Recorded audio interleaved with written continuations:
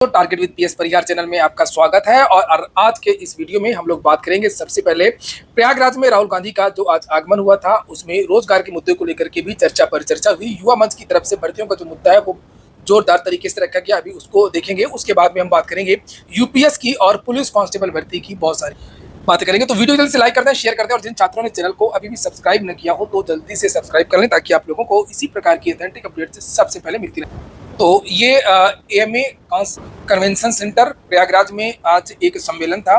सम्मेलन का नाम था संविधान सम्मान सम्मेलन, जिसे ये यहाँ पर लिखा हुआ, जिसे आप लोग यहाँ पर देख सकते हैं।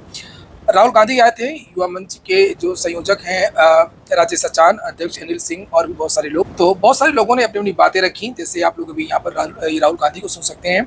और यहीं पर राहुल गांधी के ये बगल में आप देख सकते हैं, ये राजेश सचान जी भी बैठे थे, और इन्होंने भी जोरदार तरीके से जो पद समाप्त किए गए हैं सरकारी विभागों में उस मुद्दे को रखा, और जो प्रयागराज में बहुत सारी आत्महत्याएं हुई हैं उस मुद्दे को भी रखा, भर्तियां जो रोक दी गई हैं उस मुद्दे को भी रखा। अच्छी तरीके से जितनी भी बातें हैं छात्रों की, सारी जो बातें हैं वो यहाँ पर रखी हैं। और देखिए आप इस वीडियो, और आप लोग पहले इस वीडियो को ज़्यादा शेयर कर दें, ज़्यादा से ज़्यादा वायरल कर दें, ताकि जो भर्तियों का मुद्दा है, रोजगार का मुद्दा है, वो उतना ही ज़्यादा हाईलाइट हो सके। ये अनिल सिंह भी हैं। और फिर उनको सर्टिफाई करो। अगर आपके जो शिष्य हैं सर्टिफाई हो जाएंगे, आपको हम 100, 200, 500, 1000 रुपए बैंक अकाउंट में डालेंगे। मतलब जो स्किल का नेटवर्क है उसका प्रयोग क्यों नहीं करते आप? बिल्कुल चुप हो गए। मतलब मुझे देख रहे थे कि ये मतलब व्यक्ति पागल है, इसको क्या हो गया। मतलब अब 4 मुद्दे हम लोगों ने एकत्र किए हैं, नारे हैं, मुद्दे हैं, और आप लोगों के सामने भी रखना चाहता हूं। उसी अभियान के क्रम में हम लोग युवा मंच की तरफ से, उन संगठनों की तरफ से जो देश भर में अभियान चल रहा है, यहाँ पर आए हैं। वो 4 मुद्दे हैं कि बड़े जो पूंजी घराने हैं, जो सुपर रिच है, उनके ऊपर, उनकी संपत्ति पर समुचित टैक्स लगाया जाए। दूसरा मुद्दा है कि शिक्षा, स्वास्थ्य और रोजगार की गारंटी की जाए। तीसरा मुद्दा है देश में खाली पड़े पदों को भरा जाए। 25 लाख नहीं है, सार्वजनिक क्षेत्र में करीब 1 करोड़ पद खाली हैं। 10 लाख इसमें केंद्र सरकार में है। मोदी जी ने वादा किया था 2 साल पहले ट्वीट करके, मिशन मोड में भरने का। अभी भी 10 लाख बचे हैं। अगर कुछ कम हुए हैं तो रेलवे में सेफ्टी के पद खत्म कर दिए गए, यूपी में भी खत्म किए जा रहे हैं, समय कम है। और चौथा मुद्दा है हम लोग जो उठा रहे हैं, हर व्यक्ति की गर्मापूर्ण जिंदगी की गारंटी की जाए। ये सब संविधान में दिया गया है। और महात्मा गांधी जब संविधान बन रहा था, चाहते थे कि रोजगार को मौलिक अधिकार में शामिल किया जाए।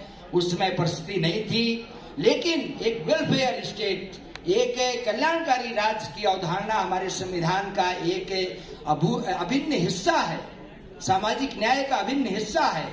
और वो तभी पूरा हो सकता है जो इनइक्वालिटी बढ़ रही है, जिसकी बात कर रहे थे डॉक्टर ओम शंकर जी, जो असमानता बढ़ रही है, उसके बस आधा मिनट, वो तभी दूर हो सकती है जो आज अकूत मुनाफा को कमाया गया है देशी विदेशी बड़े पूंजी घरानों की तरफ से, सरकार की मदद से, सरकार के सहयोग से। विशेष तौर पर मोदी सरकार जब से आई, बताना चाहूंगा 50,000 करोड़ की प्रॉपर्टी थी अडानी साहब की, 14 लाख करोड़ तक कैसे पहुंच गई।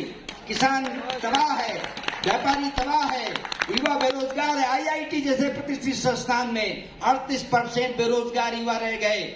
आज की स्थिति यह है, आत्महत्या की दर बढ़ गई, युवा लोग परेशान है। इलाहाबाद में हर महीने में 2-4 आत्महत्याएं हो रही हैं। कौन इसका जिम्मेदार है? इसलिए आप सबसे गुजारिश है, इस सम्मेलन से भी चाहता हूं, ये 4 प्रस्ताव ये फाइनल नहीं है, आगे आप भी सुझाव दें, इसमें जोड़े जाएंगे मुद्दे। अब बात कर लेते हैं यूपीएस की। आज अभी शाम को आज केंद्र सरकार ने एक नई पेंशन योजना का ऐलान किया है। खुशखबरी इसलिए है कि अब जो सरकारी कर्मचारी हैं, अब उनको ये लगता है कि अब आज मामला यूपीएस तक आया है, कल ओपीएस तक भी आ जाएगा। सरकारें जैसे जैसे दबाव बनेगा, धीरे धीरे से ही ये जो ओपीएस है वो एक ना एक दिन जरूर लागू हो सकती है। तो पहले ये देख लेते हैं यूपीएस क्या है। लिखा केंद्र सरकार ने एक पेंशन योजना का ऐलान किया है, इसका नाम यूनिफाइड पेंशन स्कीम होगा। यह फैसला कैबिनेट की बैठक में लिया गया है। इस योजना के तहत अगर किसी कर्मचारी ने न्यूनतम 25 साल तक अगर काम किया है तो रिटायरमेंट के पहले नौकरी के आखिरी महीने तो लास्ट में उसका 12 महीने का जो बेसिक पे होगा उसका 50% पेंशन के रूप में मिलेगा। हाँ, काफी दिन से इसको लेकर के चर्चाएं भी थी और चलिए ठीक है। और लेकिन सबसे बड़ा मामला ये है कि जो यूपी ट्रिपल एससी में जो 40 साल की उम्र में जब नौकरी लगती है, भाई 35 में फॉर्म डाला, 40-42 तक भर्ती कंप्लीट हो पाती है 6-7 साल में, तो नौकरी कितनी मिलेगी? 20 साल की। और उसके बाद में तो 25 साल हुआ नहीं, तब ये क्या करेगा यूपी ट्रिपल एससी का विद्यार्थी? इसका तो गया मामला। और लिखा है कि अगर 10 साल बाद वो नौकरी छोड़ता है, यहाँ पर लिखा है, तो उसको 10,000 रुपये मिलेगा। नीचे यहाँ पर देखिए, अगर किसी पेंशन भोगी की मौत हो जाती है तो उसके परिवार को कर्मचारी की मौत के वक्त मिलने वाली पेंशन, अगर कोई पेंशनर है, जैसे 12 महीने का बेसिक पे जो होगा उसका 50% मिल रहा है, तो उस पेंशन का 60% जो है उसके परिवार को मिलेगा। ये देखिए, पेंशन का, वेतन का नहीं। अगर कोई 10 साल बाद नौकरी छोड़ देता है नौकरी करके, तो उसको 10,000 रुपये पेंशन मिलेगी। अगर कोई विधायक एक दिन के लिए बनता है तो उसे कितना मिलता है? कमेंट करिए आप लोग। केंद्रीय मंत्री अश्विनी वैष्णव ने कहा कि आज केंद्रीय मंत्रिमंडल ने सरकारी कर्मचारियों के लिए यूनिफाइड पेंशन स्कीम को मंजूरी दे दी है। इस योजना से केंद्र सरकार के लगभग 23 लाख कर्मचारियों को यूनिफाइड पेंशन स्कीम से लाभ होगा। कर्मचारियों के पास एनपीएस यूपीएस में से किसी एक को चुनने का विकल्प होगा। यूनिफाइड पेंशन स्कीम के तहत महंगाई इंडेक्शन को लाभ मिले। देखिए, ओपीएस मिले या ना मिले कोई मतलब नहीं है, लेकिन मतलब ये कि पहले तो आप ये जितने भी मंत्री विधायक हैं इनके 2-3 जो पेंशन मिलती है ना, पहले इनको कंट्रोल करिए, इनको भी एनपीएस मिले आइए, किसी को कोई दिक्कत नहीं होगी।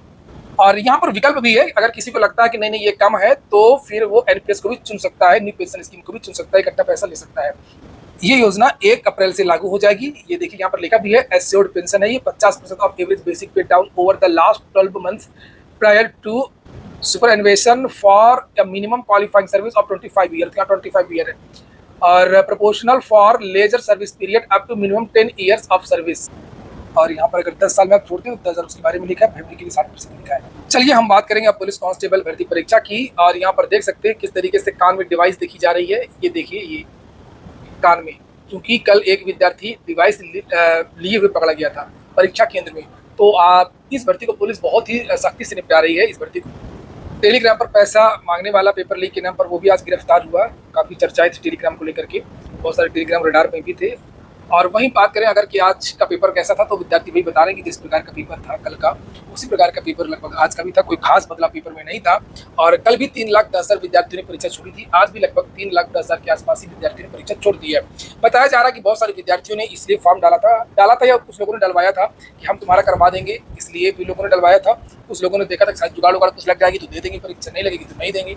सब लोग समझ गए कि इस बार कुछ नहीं हो रहा है, बिल्कुल सब लोगों ने हाथ खड़े कर दिए हैं और बिल्कुल फेयर काम हो रहा है। और इसलिए भी विद्यार्थी जो बताया जा रहा है कि परीक्षा देने नहीं जा रहे हैं।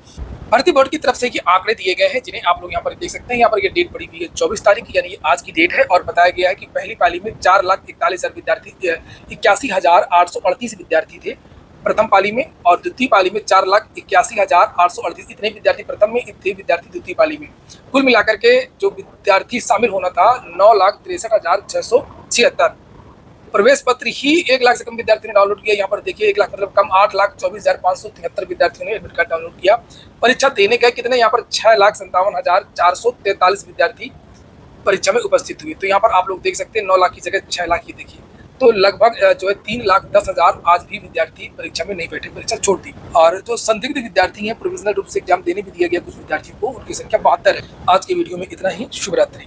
चलिए एक सूचना और ले लीजिए, अभी भी नोटिस आई है, ये DSSB की जो परीक्षा होनी थी वो पोस्टपोन कर दी गई है। यहाँ पर ये जो एग्जाम होना था 27 अगस्त को होना था और 3 सितंबर को होना था, तो ये जो है कैंसिल हो गया। ये देखिए, और आगे इसके बारे में जानकारी दी जाएगी। विज्ञापन संख्या लिखा है जिसे आप यहाँ पर देख सकते हैं। ये हो गया आज का वीडियो। पूरा वीडियो सुनने के लिए बहुत धन्यवाद।